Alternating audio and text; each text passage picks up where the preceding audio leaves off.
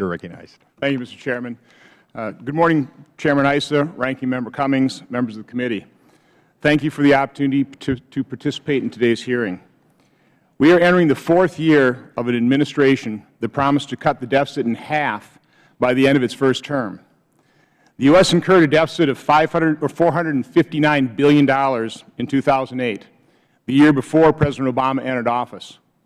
Yet the deficit grew to $1.4 trillion in fiscal year 2009, followed by $1.3 trillion in 2010, $1.3 trillion in 2011, and OMB has just projected another deficit of $1.3 trillion in 2012.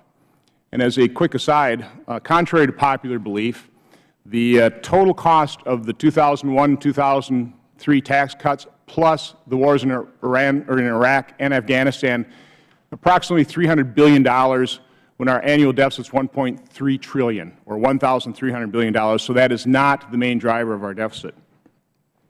Any proposal to consolidate operations that would actually reduce spending would be welcome and should be enacted. And here's where I'd like to commend Senator Warner as being a real leader in the Senate. And it's a real area, I think, where we can work on a bipartisan basis to obtain reform and enact reform in government. So I certainly look forward to working with you on that.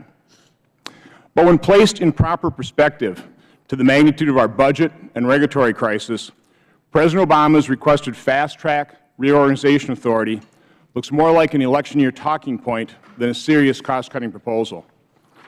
Why should the American people take this proposal seriously when President Obama's fiscal 2013 budget adds $10.6 trillion to our current debt level and proposes spending another $47 trillion over the next 10 years? By the way, this compares to his budget from last year that proposed spending $46 trillion over 10 years. Where are the spending cuts? The Federal Government is obese. For 50 years, from 1960 through 2008, Federal spending averaged 20.2% of GDP. Last year, it exceeded 24%. And without reform, it will consume 35% of our economy by the year 2035. As Federal Reserve Board Chairman Bernanke stated in testimony before the Senate Budget Committee last week, this dynamic is clearly unsustainable. Federal spending is the visible portion of government fat. Federal regulations are the less visible plaque clogging the arteries of our economy.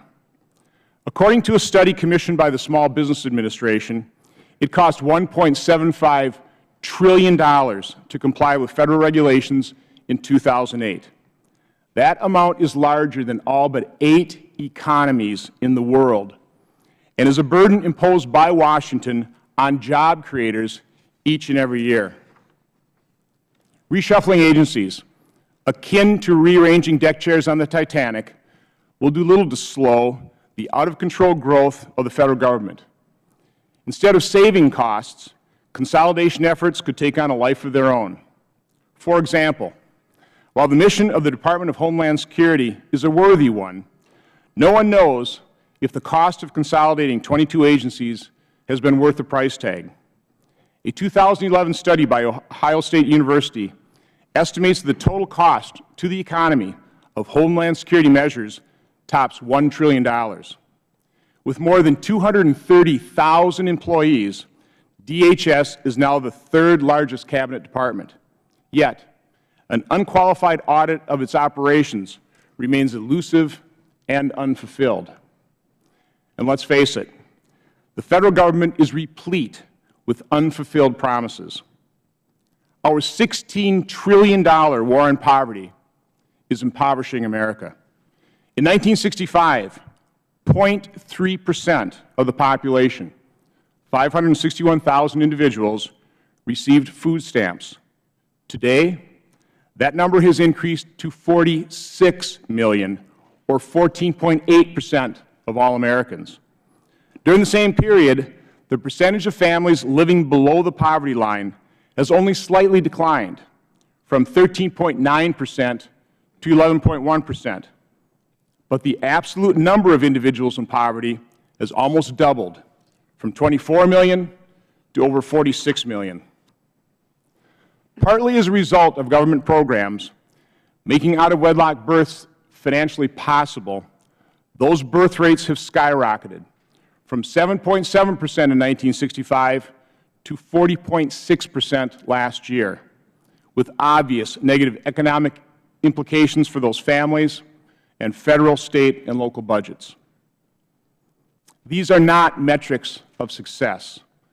They are profoundly disappointing metrics of abject failure.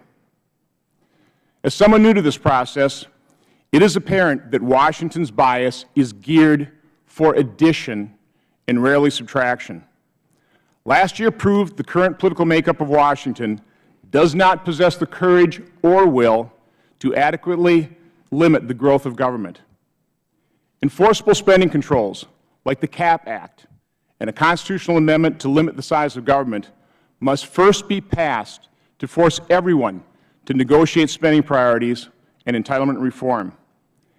Everyone should be at the table, and everything should be put back on budget, subject to annual appropriations and 75-year solvency standards. To address the growing regulatory burden on job creators, a regulation moratorium should be put in place until measures like the United Kingdom's one-in, one-out rule and the REINS Act can be enacted to achieve regulatory balance. And finally, a bicameral sunset committee should be established with the sole mandate of identifying Federal rules, regulations, and laws that do more harm than good, and then recommending their elimination. In a government where most activities are additive, a permanent sunset committee would provide a formalized process for subtraction. That would be a welcome change. Thank you for the opportunity to testify.